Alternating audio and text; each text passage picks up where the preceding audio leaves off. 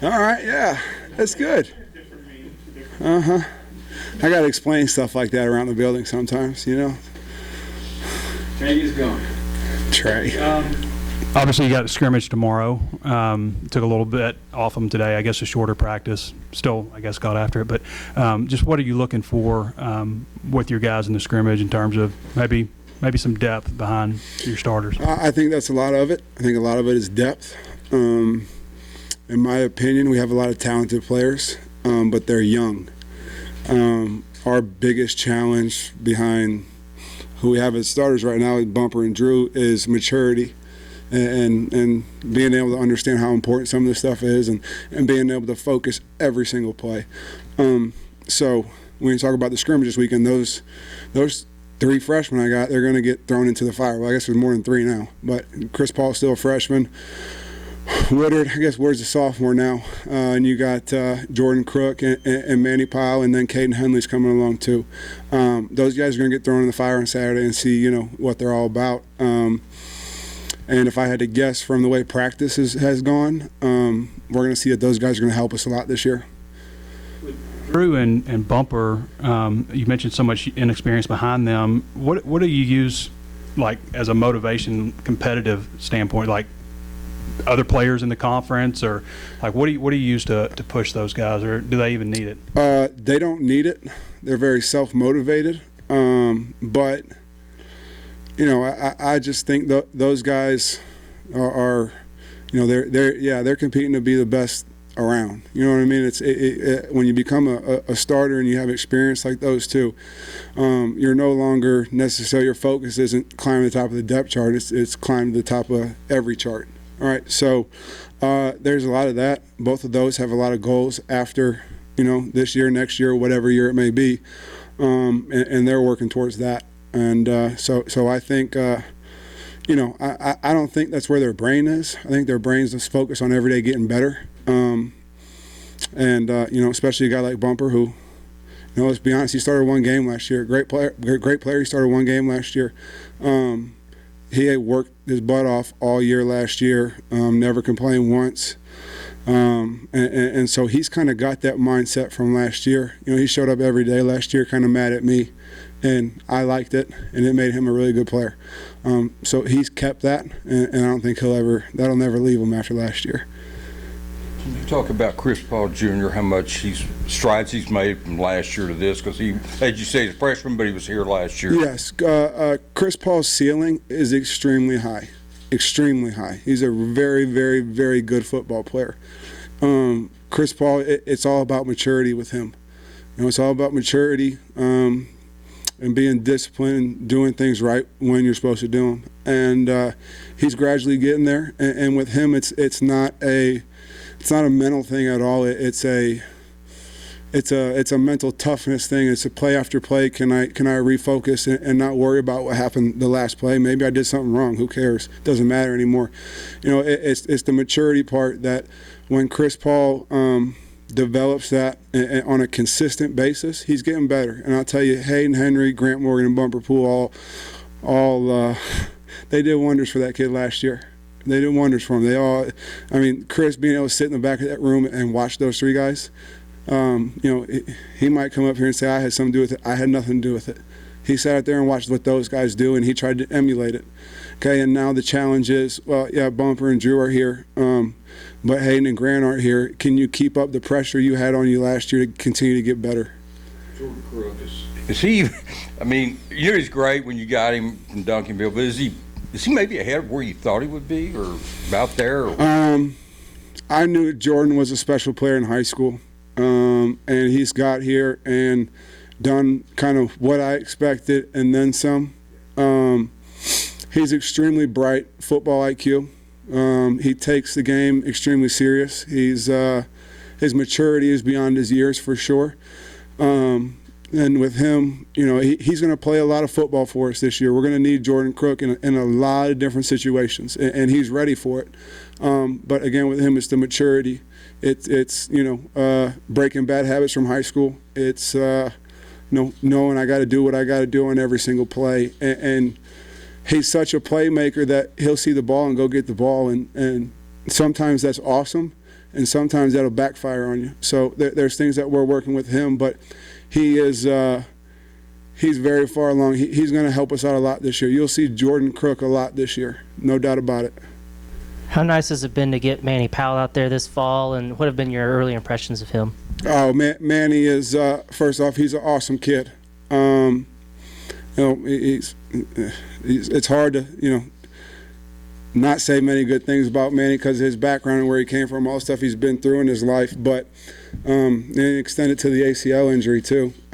But Manny's came back this fall and gotten better every single day, and like exponentially better. You know, you're talking about a kid who's 6'3", 240 pounds, and the nutritionist is telling him he needs more body fat.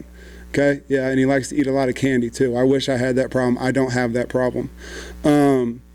So one thing that we all have to sit back and realize is Manny Powell's been through, I guess, 7 practices now, in his college career, and he's had to sit out most of last year. And the strides he's made in 7 practices are, I have a lot of confidence in that he's going to be a really good player. And he's continuing to work to help us out on defense, and he's going to be a heck of a special teams player this year. He's one of the strongest kids I've ever seen in my life.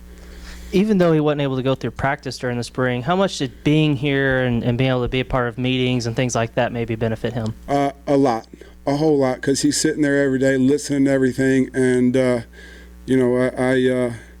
when you're injured and you're just sitting there, you can kind of get your mind away from things. But we made sure he sat and sit in front of everybody. But if you came in our meeting room, Manny Powell answers every single question I ask, every single one. Okay, and so all spring he was answering every question in the room. Okay, so Manny could sit there and answer them, and at some point when you're injured, you're not practicing, that's all you can do. All right, so everybody sat there every day, and they still do to this day, and listen to Manny answer every single question. And last year that guy was Chris Paul. Okay, well it starts to, the more they talk it, the more they understand it, and so Manny, even though he wasn't involved in those 15 practices, between what Jamil was able to do with him in the weight room and what he was able to see in meeting rooms, has helped propel him along for sure. Sam yesterday wasn't sure how much tackling you might do tomorrow. Have y'all got that settled? And will Bumper be pulled back a little bit, or what will he do? I'm not exactly sure 100% on the exact rep count yet. We're going to be smart with Bumper for sure. He's an older guy. I know what he can do, right? We know what he can do. So we're going to be smart with him. What that exactly means right now, I don't know. But, like we led off with, I'm really interested in seeing what those young guys are going to do on Saturday. But with that, Bumper and Drew, they got to get better. You know what I mean? We got to progress them. So they're not just going to stay in there. They're going to get everything they need to get, but it'll be a rotational basis, like, as you guys have seen all throughout practice. I mean, we're trying to get guys reps. Yeah, Jackson Woodard last year, when you guys went to twos, Jackson was being there quite a bit. What do you think of his game, and just, I guess, how feisty he is for a former walk-on? Yeah, he's progressed a lot, and it's a kid who puts his head down and just goes to work, doesn't complain. He's made a lot of changes to his body, coming from high school to now. A big challenge we had with him was, I remember on his visit when we first got here, he was 180 pounds. And we were looking at Jackson Woodard like, oh man, and then he comes in and he's 230 pounds, probably 5-6 months later. Okay, well, that's awesome because the linebacker is supposed to be 230 pounds, right? But your body's not used to carrying that. Okay, so he had to learn how to carry it, and then he got up to 235 pounds and has learned how to carry it. And me and him had a conversation and said, hey, I think you might be able to move better if you lose a little bit of weight. Get somewhere more natural for you. I want to say he's about 228-ish, in between there and 230 right now, which is a really good weight for him, and he's moving better than he ever has. He's a tough kid, he's a competitive kid, and getting his weight where he needs to be in his movement skills and everything he's done in the weight room, he's put himself in a position to really, play for us. To really be one of the guys that we count on. In this league, it's going to take a lot of guys, and with the talent we have in our room this year, I think there's multiple different things that multiple different guys can do, and we're going to use everybody to their best ability. And for us, that's going to require a lot of thinking and a lot of pressure on our guys, but they can do it. Coach, Heard from some of the guys that Drew Sanders is an elite pass rusher. I'm curious, just from your perspective, what you've been seeing from through 7 practices. Yeah, he's definitely an elite pass rusher. It's amazing. People don't recognize how hard it is to do what Drew's doing right now.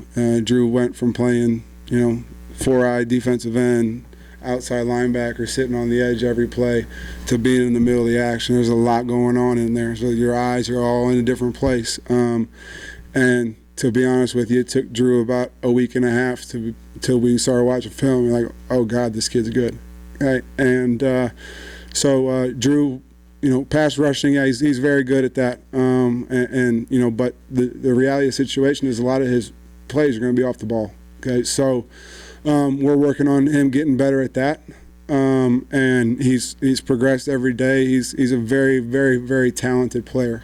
A lot of my challenge with Drew is getting him to trust and believe how talented he is. And once he does that and lets it loose, and once he gets the reps there in the middle and he's not thinking about what he's got to do, he can do some special things. I guess just from your perspective, looking at Bumper's game as a whole, is there like an area that you want him to continue to improve on that could, I guess, make him maybe more productive than he's been? Yeah, I mean, obviously, there's as a football player, you can never be too fast or have your body in too good a shape. Okay, so you can always progress there, and he has.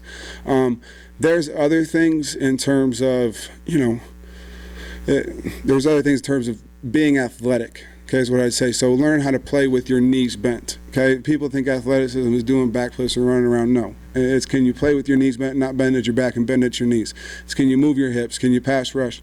So just a little tiny details are things that he's still working on to get better, and it's that and making the game easier. There's a lot of ways as a linebacker where you can get to a point where you can line up and it's really okay, are they going to run or pass? I go this way or that way. Okay, well, you can do that really fast if you know exactly what you're doing and you're in the right spot.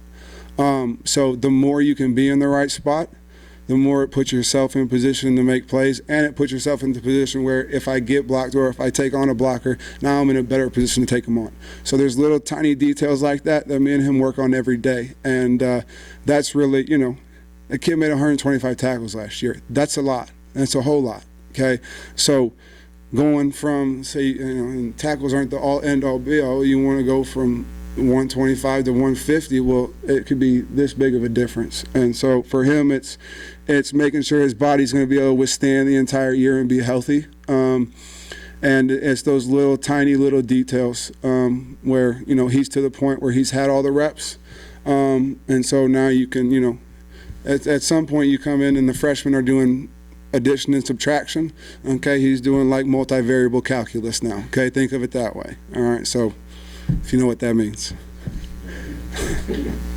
Michael, do you have any idea what Manny's body fat was down to percentage-wise for him? I want to say he's somewhere in the 6 or 7% at 240 pounds, which is freakish to say the least. And then when you said Bumper was mad at you, I mean, were you joking or no, and no, not at all, not one bit. First off, I have a ton of respect for the kid because of last year. Nowadays they got this deal called the transfer portal, and people like to take the easy way out and find easy things to do. Okay, right? So you don't think something's working out or you're not happy with your situation, right? Well, everybody gave you an exit door now, easy way out. He stayed in my office every single day, never once complained. All he wanted to know is how can I get better? How can I do this? How can I do that? And he's a competitor, and if you look at our rep count from last year, okay, they're all pretty equal. I think Hayden had about 50 more than Bumper, and Grant may have 50 more than Hayden, something like that. Okay, but they're all equal. We really didn't have, two guys started on the field. We didn't have starters. Okay, so a lot of it went down to him not worrying about when he was going to go on the field and showing up every day to get better, and also him trusting me that we were going to work together, all three of us in that room, so that everyone was the best they could possibly be. So yeah, he was mad. I mean, you start for 3 years, and you know they finally understood that it's more of a mental thing than it's a real thing, right? Most of the time you see on the games when they flash up the starters, Bumper Pool is up there. Okay, it's a mental thing, and they realize that after a while. But you want to be a starter, right? You want your video up there, you want your name up there, all that stuff. At the end of the day, does it matter? No. You play 50 snaps, Hayden played 50 snaps, Grant played 53 probably. Okay, but as a competitor, you want to be that guy. Okay, so yeah, he was mad at me, but he never once ever complained, and he never once showed up a day not ready to work like, oh, I'm here, I'm this, I'm that. I've been doing this for how many years? Never, ever, ever. And I have a tremendous amount of respect for that kid for that. And I think the drive he had last year every single day is carried over into this year. And I think it's made him a really, really good football player. How you know he's mad if he never complained? I'm a smart man. Hold on. Sometimes I'm smart. Okay. You know, I played football too. Okay, in college, I understand. Okay, I know how people feel. I know how these kids feel. I know what they think, even if they don't tell me. All right. You know, it's obvious, and I also know the competitive drive that everyone has, and you can't be an all SEC player if your competitive drive isn't through the roof. Okay, so to think that he enjoyed any part of that would be crazy to me, but he did it, and it made him a really good football player. So it was a little bit of motivation, and Hayden was good enough to earn the spot as well. It's a lot of things. It's how do they work together as a group. It's you know Hayden was an explosive player. Honestly, I think as we went, it's like Hayden was an explosive player, and he started out the game and he would go smack somebody and everybody could get excited. And then I got Bumper sitting right next to me, and he's like a bull in a cage, you know. And he's like, when am I going? When am I going? When am I going? Right. Well, then driving in the game, you release the bull, and now everybody's just rolling in a circle. Okay, so they all were incredible football players and work so well together, and they've done wonders for the linebacker room at the University of Arkansas, because in my opinion, the reason why Jordan Crook and Manny Powell and Caden Henley wanted to come to Arkansas was because of Bumper Pool, Hayden Henry, and Grant Morgan. Okay, so they saw the way they played and how they did things, and they wanted to be in that position. And so, you know, those guys, they did that for our room, and also they saw everybody that sat in the back of our room saw that those three guys who were seniors, they shared all the work, and it made each one of them better that they did that, and none of them complained one time. Okay, so now, honestly, if you watched our practice, we got five guys going in with the ones right now. Okay, 5 different guys if you've been in our practice. Okay, no one bats an eye, no one complains, no one says, oh, I'm going with the twos this set, you know, nobody, because they saw the guys do it before. Okay, and if you want to complain about being second string, well, guess what? Bumper Pool is all SEC, all American. Okay, so you got to go somewhere down the road with that conversation. He also came back to play for you for a bonus year. Yeah. Must like you okay.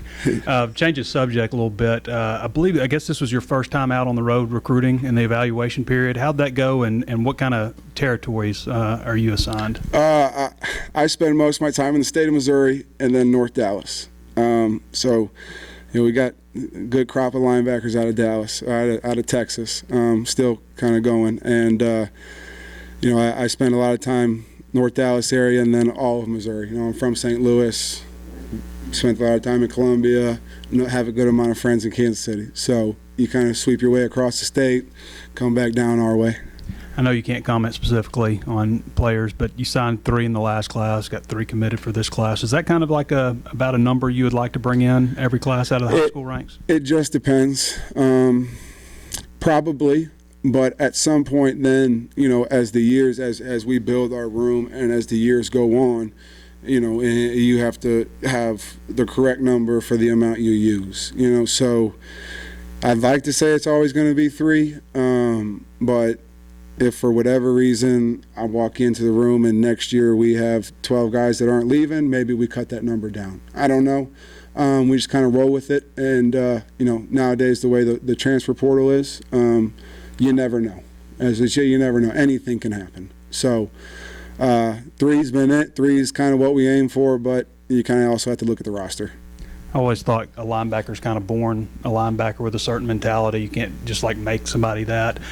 What do you look for when you're evaluating these guys? What are some of the properties you're looking for in a person to come and play for you? At first, I think you have to be a good person, because that takes you a long way. You can be as good as you want. You're a bad person. I think eventually you get shooed to the side, or you're going to rule yourself out one way or another. So I guess you got to find good people, and then tough kids. Find good people that are tough. Obviously you want them to run, you want to be big, but if you can find good people that are tough, you can mold them and teach them the things you want, and hopefully kind of mold them into being a really good football player. Obviously you want to be able to run fast too, but I think the mental part of it at the linebacker level is probably the biggest part. You mentioned with Drew Sanders that one of your biggest challenges is kind of getting him to buy into how talented he really is. How do you as a coach go about that, especially with a guy that's newer to the program?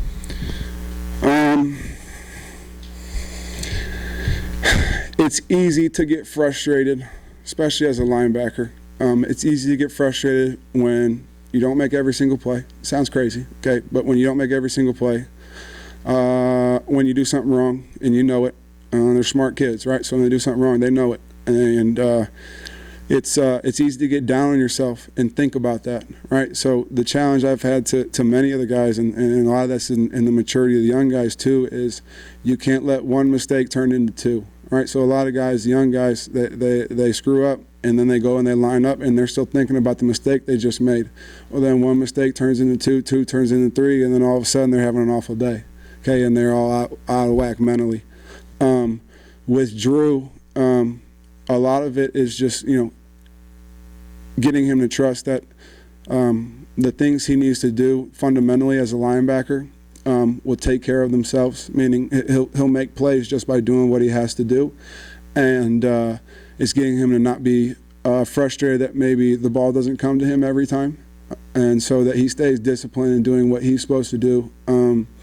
Because in our defense as a linebacker, if you do what you're supposed to do, history says you're going to be pretty successful. So it's just trying to get him to understand that and not get frustrated when one thing goes wrong. He's learning. So as anybody's learning, you're going to make mistakes. And I think the only way to learn in football is to make mistakes. And I think that's why I'm a football coach, because I screwed up so many times and I had to learn how to fix it. And so I'm being honest. So I had to fix all the mistakes I made in my life, and so now I know how to fix mistakes, kind of. And I think that's why I'm okay at this job. So just getting Drew to understand that mistakes are going to happen, and just keep on moving on, keep on going. With Drew, I think you said it was about 7 practices where you realized, okay, this guy's really good. Was there ever like a particular play or anything that you were like, okay, wow, this guy's really good? I mean, no, not really. I mean, you see it every day. He is who he is every day, and it's easy to see that once the pieces are put together, what the finished product's going to look like. And I think a lot of it came out in that spring game. In the spring game, he was making a lot of plays, just being himself. So I think it came out there. But he does it every day. It's just getting him to trust that incrementally getting a little bit better, a little bit better, a little bit better is at the end going to be what makes him very, very good. Last year between Grant, Hayden, and Bump, I think they played about 90% of your snaps. Do you envision a 3-man rotation usually, or could that be expanded to, you said 5 guys earlier? Yeah, it can change based on who's in the game and what's going on. But we'll see. We'll see. I think we got a good amount of guys that can go and play in a game right now. I think Bumper and Drew can take a large load. But to last a 12-game season in the SEC, they're going to need to go in and out. And so I can't tell you if it's going to be 3 guys right now. I think we got more than that, to be honest with you. So I do think it'll be a little bit different. How exactly it's going to look, I don't know. Looks like Caden Henley's camp's going, and I guess he was a 4-year starter. think he had close to 500 career tackles. I know it's high school versus the SEC, but how does that kind of production and experience, all those games, 50 games, translate right now, and kind of how's he done in camp? Caden's actually done a really good job. You know, Caden was here in the spring, which helped him out a lot also. He got 15 practices in the spring. But he's coming along a lot. Caden's a very smart kid, and so the challenge with him is he knows what he's doing, and now it's getting him to do it fast and not think about it. You know, when you're smart, you start to think a lot. So it's getting him to play fast and not think. Now, with that, he's come along a lot. I think he's going to help us, and he's got his role for us on special teams. I think, you know, all those young kids, I think we need them this year to help us in some sort of way, and Caden's one of those. You know, we got between Manny, Caden, and Jordan, those kids are all very talented freshmen, and I think you'll see all three of them this year in some way. In some way, yes, sir. Hey, Coach. You spoke a little bit about the type of person that you're looking for when you're recruiting, and also the committee approach. Is the committee approach that you guys kind of rolled with last year something that you think draws high school kids into you and into the system as a whole? You talking about just playing all the guys? What 300 tackle guys last season, is that something that you think draws guys in? Well, that part does. That part's nice. You know, that part helps. But that's from a production standpoint. I think it helps a little, but I think it shows people that we're willing to, you know, as a coach in a game situation, the guys you put on the field, you better trust with your life. You know, your life's on the line, right? If we don't do good, I got to go home and I don't get paid, right? I don't get to have a job, okay? So when I send the kid out there, like, I'm trusting my life in him, okay? So that's hard to do, all right? But I think last year with those three guys, I did trust them with my life, okay? And having them be able to rotate around like that, it gave me more trust in being able to do that.